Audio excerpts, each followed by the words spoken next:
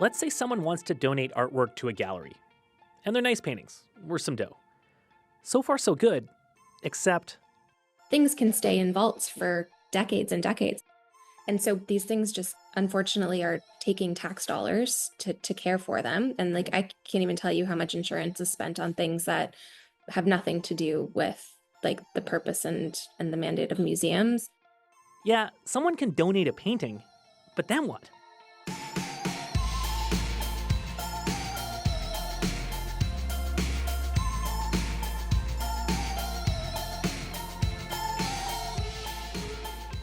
Hi, I'm Paul Havershood. Welcome to The Cost of Living. Getting too many donations would seem like a good problem. But what to do when those donations cost more to store than they're worth? Who pays for that?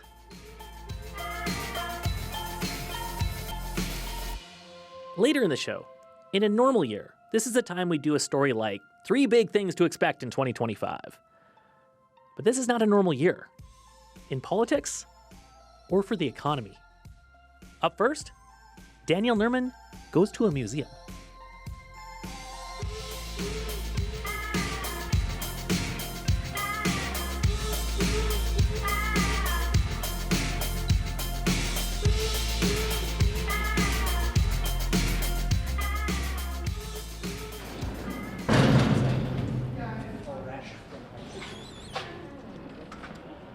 What are we hearing there, Danielle Nerman? That is the sound of a freight elevator. It's the only working elevator at the Glenbow Museum in Calgary right now because the place is like a construction zone. They're in the middle of this huge renovation. Yeah, that place has been closed for a while. Almost 4 years. So, I got in there, I got behind the scenes, and I was told to put on a hard hat, and then we headed up to the 7th floor.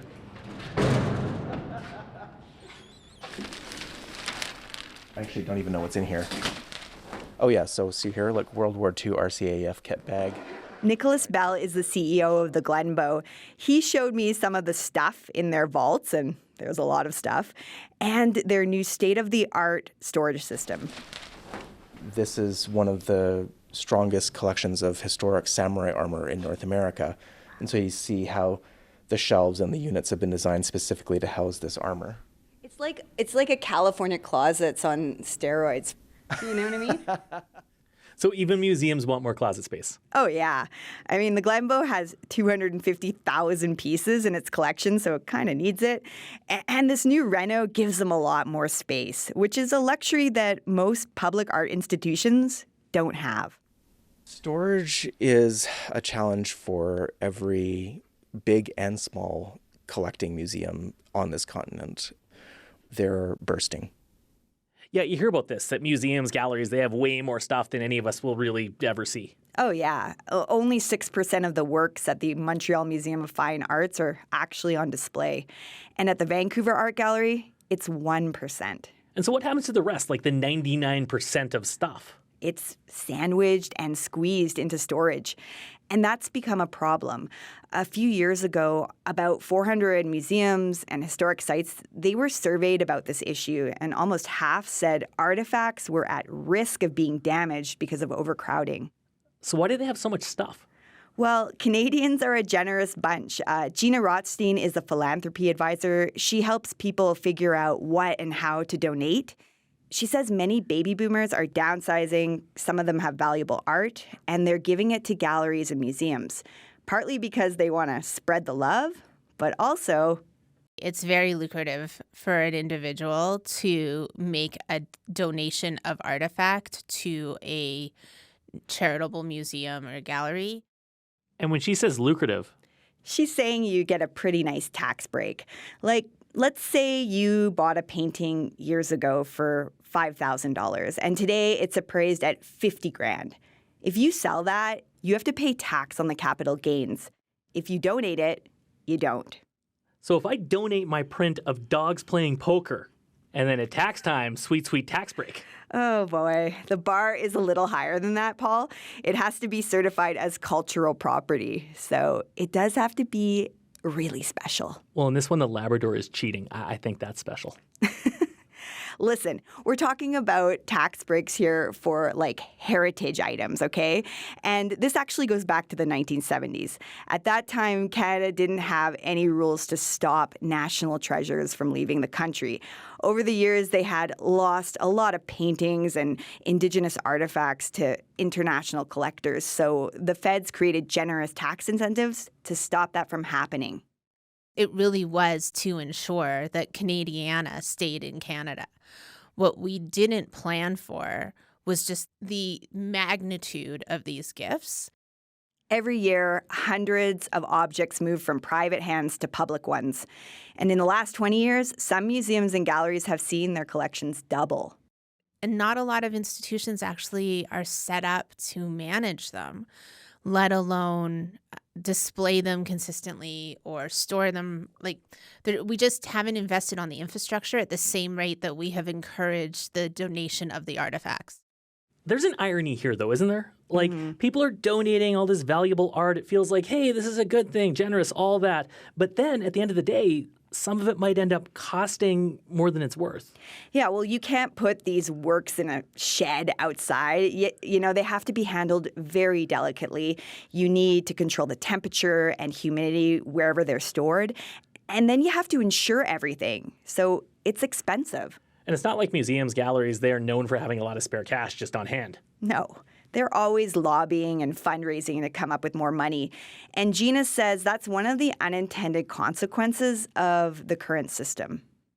Well, so I think anytime government steps in to incentivize a certain behavior, there's going to be like the other side of the coin or a ripple effect. And so government really needs to understand and look at what that ripple effect is going to be. And so if they're going to encourage the donation of artifacts, they better be encouraging either the redistribution of capital to these organizations to manage them, which means that taxpayers then have to cover that, or they need to disincentivize the donation of some of these artifacts.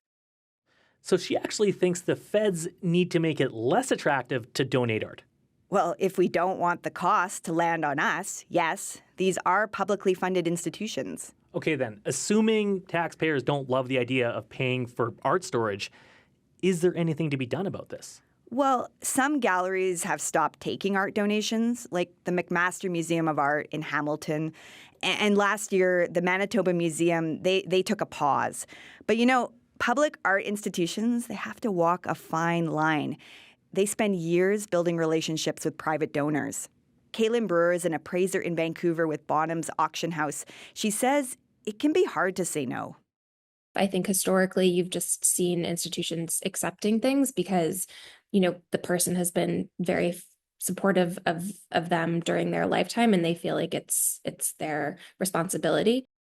These are tricky calculations to make, and public art institutions aren't the only ones having to make them. There's a lot of hospital foundations that are left people's estates, right? And then the foundation in turn has to then kind of turn around and liquidate it because obviously they're not in the business of housing European ceramics in their hospitals. So hospitals are like auctioning off sculptures. Yeah, it happens. But here's the thing. It's much easier for a hospital foundation to do this than a museum. This is public art we're talking about. So museums have to be careful when they sell off any part of their collection. Nicholas Bell from the Glenbow says in the art world, they call this deaccessioning. It's often political, and it's usually very difficult to achieve. And sometimes when museums, and this happens on an occasional basis, deaccession things because they're in some kind of a financial crisis, it's very strongly discouraged and it gets a lot of bad press, and that's important. Okay, I'm going to tell you a little story. It's about the National Gallery of Canada. It has a painting called the Eiffel Tower, and it's a Chagall. But a few years ago, they needed to raise money to buy a different work that was Canadian, so they put the Chagall up for auction, and people went crazy. There was a lot of public outrage, so they stopped the sale. Okay, so they wanted the cash, they tried to sell the painting, but they just kind of couldn't. This is what makes deaccessioning so hard. And Gina Rothstein says sometimes more art just isn't what museums need. Cash is king, always. It's always better to give an organization money than stuff. And Caitlin Brewer, the art appraiser, says in many cases, the best thing you can possibly do for them is give them like just straight cash, right? And you still do get tax credit for that. It's just the difference between giving them a liability or giving them a gift that actually frees them up to, I mean, what a museum would do with $500,000. I mean, they could put it towards new exhibitions with artists locally. They could put it towards an acquisition of a work that fills a hole, right, within their own collection. Or they could put it towards a new elevator. I almost got stuck in that elevator. It stopped for 2 minutes. Were you thinking this is it? I'm going to spend like a night at the museum for real? That would actually be pretty cool. I always dreamed of that as a kid. Thanks, Danielle. You're welcome.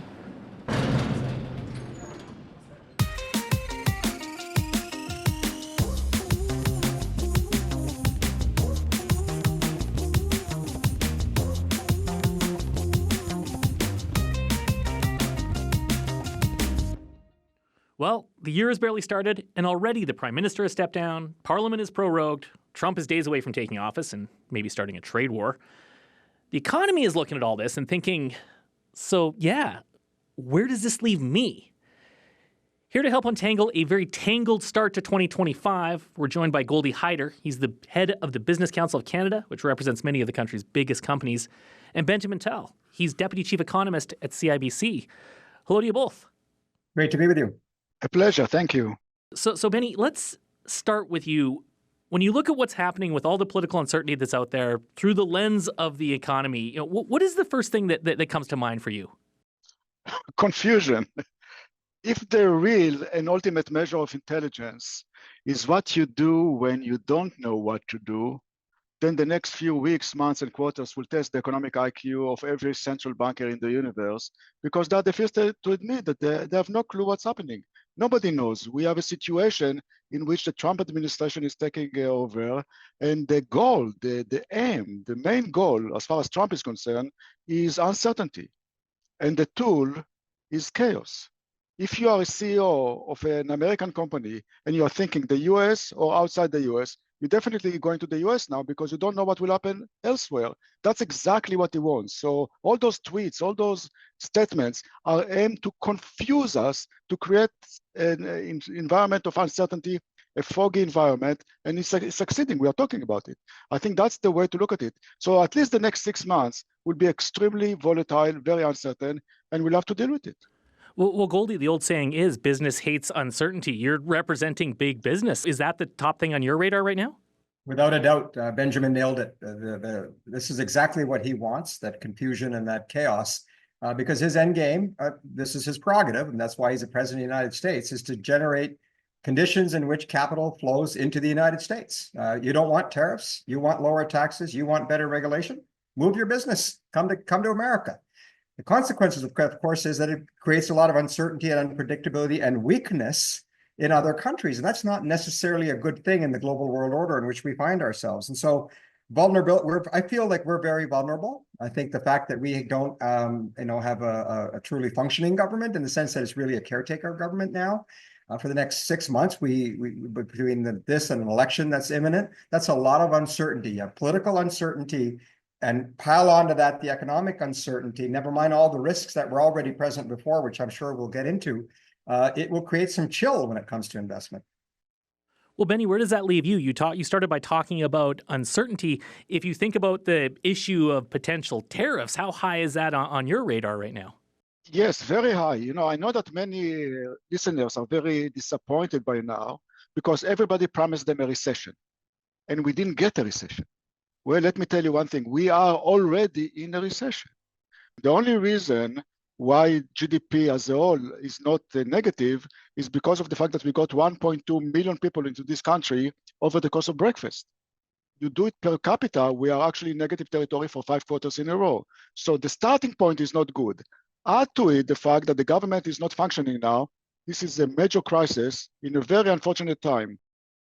But just think about what Benjamin just said, right? I mean, we're for all intents and purposes in a recession. The tariffs haven't even started yet. We have unemployment that's already hovering around 7%. It's likely to increase if the full effect of the tariffs were to be felt.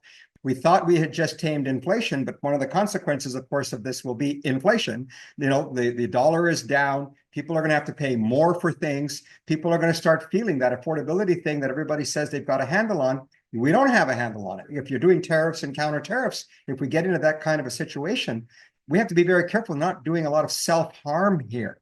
That's something we need to watch. Benjamin, Goldie just sketched out a pretty pessimistic view of where things stand economically right now. Do you agree with that? Does that seem like a fair assessment about where Canada's economy is and where we are as Canadians as we start the year? Yes, we are not in a good spot, and I don't think we'll be in a good spot for the next 6 months. However, we have to remember one thing. If Trump does introduce those tariffs, the Bank of Canada will be cutting interest rates even lower than they are expecting to, which will be a good thing for the economy. Clearly, the Canadian dollar will be going down, and if I put a 10% tariff on you and your dollar is going down 10%, it's not actually a tariff. So that's another thing to protect you from the tariff vis-a-vis the currency. That's why I don't think that the Canadian government, whatever the government it is, should be retaliating directly against the US, even if they impose 25% tariff. We have to be smart about the retaliation. Don't retaliate just because it feels good. We will lose on that. Goldie, as you look at a potential Canadian response, I mean, do you line up with Benjamin there and say, hey, maybe not? Or are you more, hey, yeah, let's retaliate? Well, look, we are in this situation where we can't do nothing. You have to be able to have some kind of a response. But I think it starts first and foremost with hearing carefully what is being said down there. And I want to say to people, this is not something you hear just from Republicans. For years now, Democrats have been saying the same thing. They are angry at us about our lack of spending for NATO. It's not responsible for any country to outsource its defense, to outsource its sovereignty. We're laggards. We said we would pay 2% of our GDP to cover off our NATO commitment. It's irritants like that, and now more recently, the border. These are things that we should be doing something about because it's actually in our interest to do it. And in some cases, it even creates jobs, good paying jobs for Canadians. So I suggest to you with respect that, you know what, this is a bit of a wake-up call for Canada. This is an opportunity for us to be able to say, we'll get through the tariff thing, we'll sort it out, we'll come out the other side. But boy, if we come out there and just go back to regularly scheduled programming the way it was, then the joke's on us, because this is the chance for us to fix our productivity problems, to ask why we have interprovincial trade barriers in a country where we do free trade with different countries around the world. And we're actually arguing with the Americans about free trade while we have less mobility in our own country. There's, our infrastructure is not up to par. We haven't expanded our ports. We don't build pipelines. The world is looking at Canada with great envy and saying, you have what we want. Why can't we get it? And the reason is we're in our own way. We need to use this as an opportunity to get through this period on the tariffs, but also make sure we don't end up here ever again. Well, Benjamin, if we think about what we can control, and that is things that are happening domestically, is there something you would point to and say, you know what, even with all this uncertainty, here's something Canada can do that can make what seems to be a very pessimistic 2025 maybe be less pessimistic? Yes, first of all, let's establish one thing, and I totally agree with Goldie. The fact that Trump is Trump does not mean that he's wrong on everything. He's not wrong on the border. He's not wrong on China. And he's not wrong on defense spending. So the fact that he's a bit, a little bit unpredictable doesn't mean that he's totally wrong on everything. That's something to establish. I totally understand and agree that this is an opportunity to improve our productivity, and that's what we can control. Our productivity has been lagging. It has been negative for the past 5-6 quarters. We have to fix it. We have to increase the risk aversion way of looking at things. We have to invest. We have to innovate. We have to allow small businesses to grow. Many ways to improve our productivity, and this might be the trigger that needed to ignite this productivity improving cycle. Well, Goldie, you're in touch with the CEOs of Canada's biggest companies every single day. Is what Benny is describing about investment in technology as a way to turn productivity around, about a way to juice profits, about a way to get more aggressive? I mean, is that the conversations they're having, or are they looking at this a different way? That's certainly a big piece of it. I do say, though, that in the macro level, overarching policy, the tone of the policy, it matters. And what we have seen is it's been an assault on investment, an assault on infrastructure, an assault on innovation. It's very difficult to deploy capital in Canada with confidence, and it's happened over regimes, right? Because we've been getting in the way through all of this over-regulation, through some of the politics that we have to endure. We are somewhat competitive on taxes, but we have to keep up with others. If the president, look, the American economy is booming. American economy is already booming, and the gap is widening. If there's anything that listeners should be concerned by, is we're getting poorer and they're getting richer. So we have to fix some of these main things that we've not done. And I've already mentioned the provincial trade barriers thing, which week after week I meet with diplomats from around the world who say, what are these? What the heck are these? We have a trade agreement with you. And that's on us. You can't blame Donald Trump for this.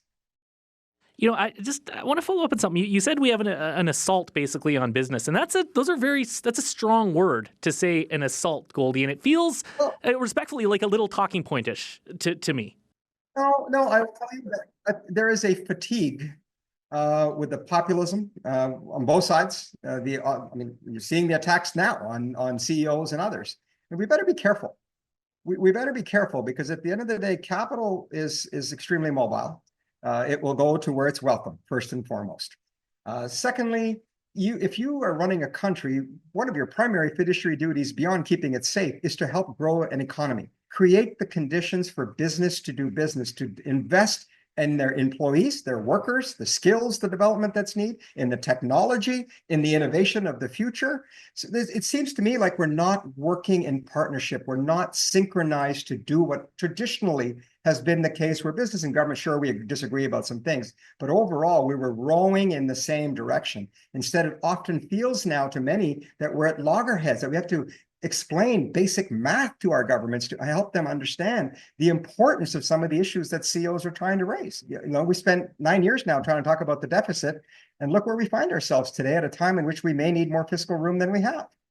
We've talked about different worries here. We've talked about tariffs and what's happening in Ottawa with sort of a leadership void. Benjamin, if you put the tariffs aside, is there anything else right now that when you look out at things that's kind of keeping you up at night?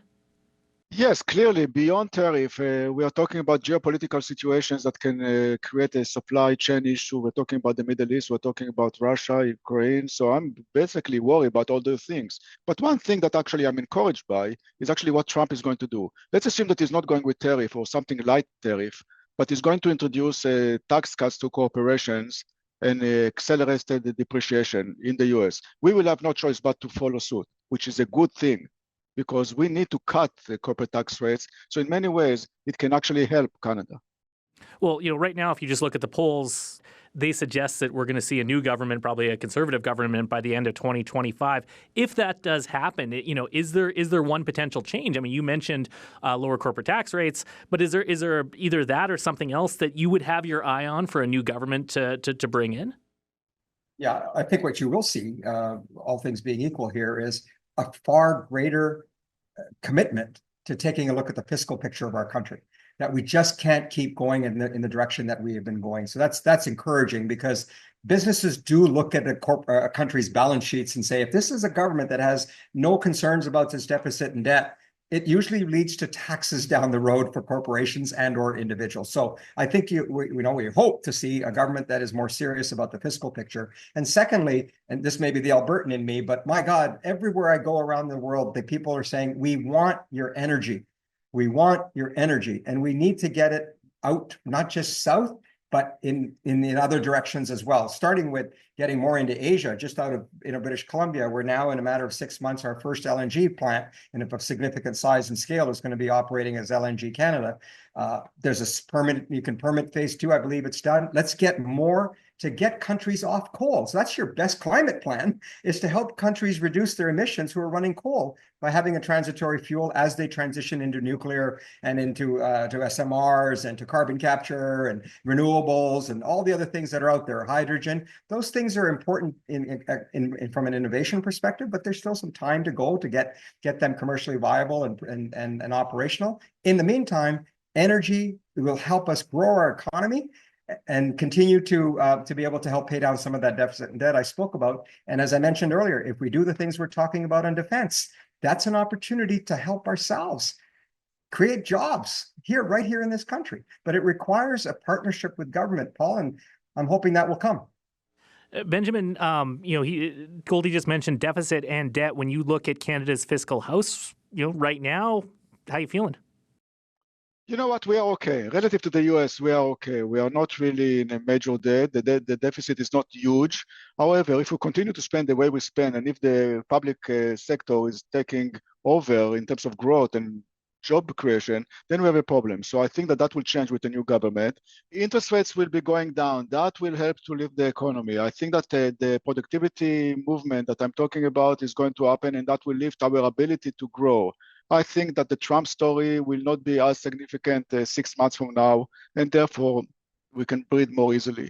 So I think that Canada has a lot of potential. We just have to put our minds together. It's doable, but I think that our fundamentals are so strong. This is still the best place to live. Well, here is to breathing more easily. Thanks to you both. Thank you. A pleasure. Thank you. That was Goldie Hyder. He's the head of the Business Council of Canada, and Benjamin Tal, Deputy Chief Economist at CIBC.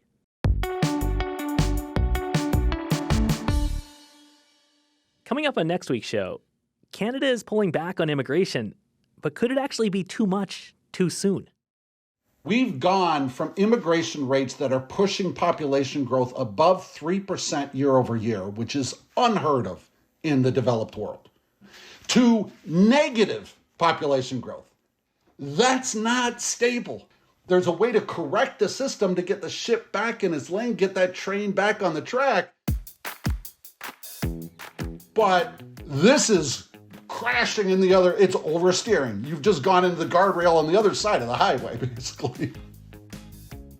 Yeah, where I'm from, we call that heading into the rhubarb. And could the economy go with it? That's next week.